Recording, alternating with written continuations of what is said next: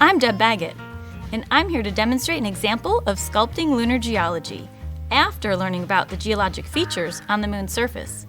Be sure to review your geologic features of the moon before you start sculpting. Let's begin! Be sure that you have all the materials you need for the project. We encourage you to be creative and use what you have around the house. Your materials may vary depending on how you choose to design your project.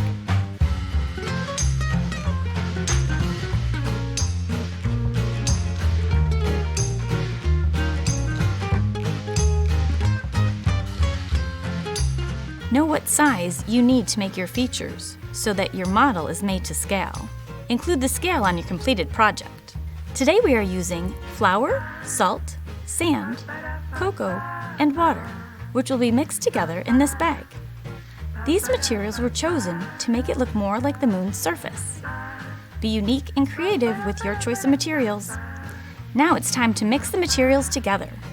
Grab the plastic bag and add all the dry ingredients. Add the water a little at a time until the materials are evenly mixed.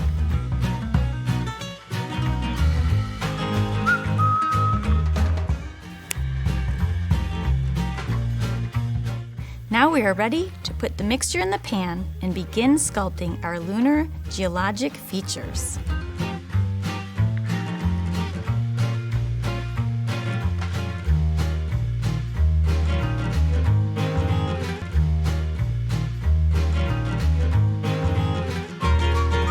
Now it is time to label the features that you have created. Remember to only label 3 features and challenge your classmates to identify the 4th. I hope you enjoy sculpting lunar geology. Share your replicas with your classmates and challenge them to filling in the missing labels. Have fun and good luck!